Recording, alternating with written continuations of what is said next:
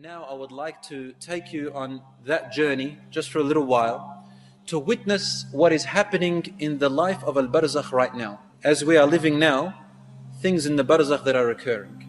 One day, the Prophet ﷺ, he himself saw a dream. And when the Prophet see a dream, it's absolutely true from Allah subhanahu wa ta'ala. No doubt. They either see from Allah or nothing. Different to us. And he said, Atani atini al-layla. Last night, someone came to me in my dreams, meaning angels. They came to me too. And they took me into the skies, into the life of the Barzakh, into another world of the dead, the world of the dead. He said, we reached a place. I saw before me a man who was lying down on the floor, on his back. And there was another man, a big man holding a huge stone. He would come up to this man lying on the floor and he'd throw the stone onto his head. And he'd crush his head. And the stone would roll away. The man would go to pick up the stone, and by the time he comes back to the person on the ground, his head has been restored. And he'd crush it again. The stone would roll away. And he'd keep doing that over and over. So I asked them, who is this man on the floor, and why is that other man doing this to him? They said to me, move on, move on. Don't ask questions, keep going. He said, then we moved on. Then we passed by a man who had a hook,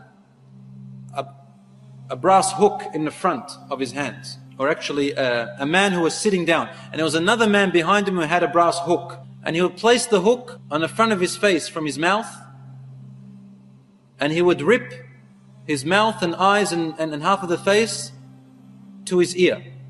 Then he would come to the other side of his face and rip his other side of his face to the other ear. When he'd go to the other side, the first side is restored. Then he'd do the same to the restored side, and then the other side is restored. And then he'd do it again. And he'd keep on doing that over and over again. Prophet ﷺ asked, who is this person and why is that other man doing this to him? They said, move on, move on. He said, I reached a man who was swimming in a lake which looked like blood. And there was another man on the edge. He had stones in his hands. The man would swim to the other man. The other man would put stones into his mouth and he would have to swallow them and carry them across. And he would bring them out on the other side and he would come back, swim back, take another stone, put it on the other side and continuously do that. He said, why is this man doing this and who is the other man? He said, move on. They said, move on, move on. He said, we reached a place. He said, I saw men and women who were naked inside of what looked like a tannoor. Tannoor is like, in the olden days, this oven. They used to use these ovens to bake in their bread and stuff. Tannoor is very deep and hollow, and it has fire underneath it. Very hot in there. He said, I saw men and women in a huge tannoor. Huge. As much as the eye could see. And they were hanging in there. And the fire would burn from underneath and burn them. And they would all scream. And the fire would come back. Then it would burn them and they'd all scream and come back. He said, who are these people and why is this happening to them? They said, move on, move on. He said, I reached and saw a man so tall that I could look up and I could barely see his face. But he was beautiful. He had a white beard. And around him were children. Lots and lots of children. In a beautiful garden. He said, who is this and who are these children? They said, move on, move on.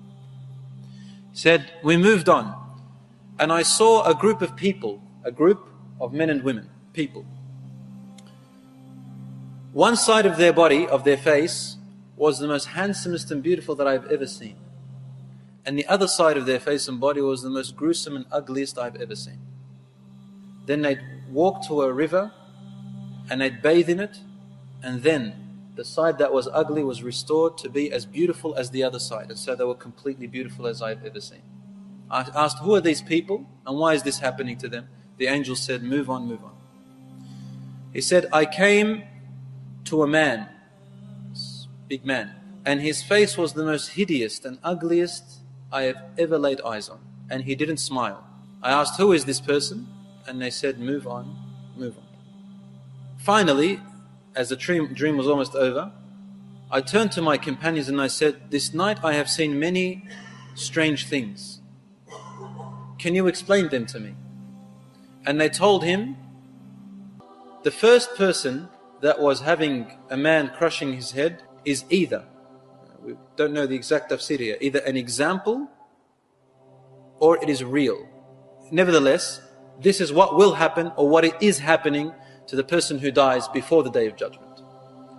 He said that was a man who used to deliberately sleep past his duties, his prayers. يَتَثَاقَ رَأْسُهُ عَنَ الصَّلَاةِ. His head is too heavy to get up for his prayers. And so he is being punished like this until the Day of Judgment.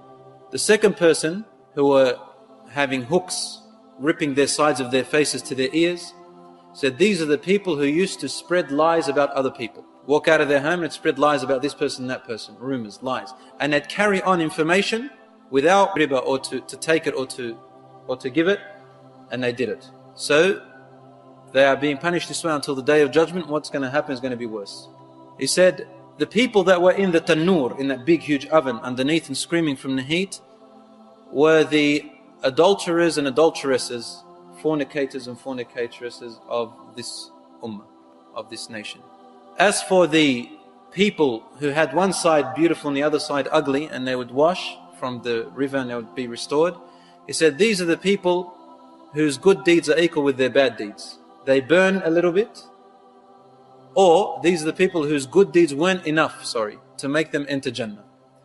So they have burnt for their bad deeds, and then they are saved from the fire, or they will be saved from the fire, and they will cleanse themselves from this river in Jannah, and they'll be restored.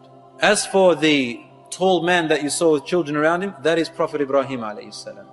And those children are the children of believers and non-believers who died before the age in which the sayyat are placed upon them, for the age of maturity. As for the man who you saw was hideous and didn't smile, then this is Malik, the angel guardian of the fire, of hellfire. مَبْتَسَمَ مُنْذُ خُلِقَتِ النَّارِ. He has never smiled since the day the hellfire was created by Allah subhanahu wa ta'ala. And he is the guardian who makes sure the people of hellfire are being tortured for their choice of going against Allah and refusing His message. But these are examples of the things that are happening or will happen in the life of the barzakh. We ask Allah subhanahu wa ta'ala to save us from those punishments. Ameen ya Rabb.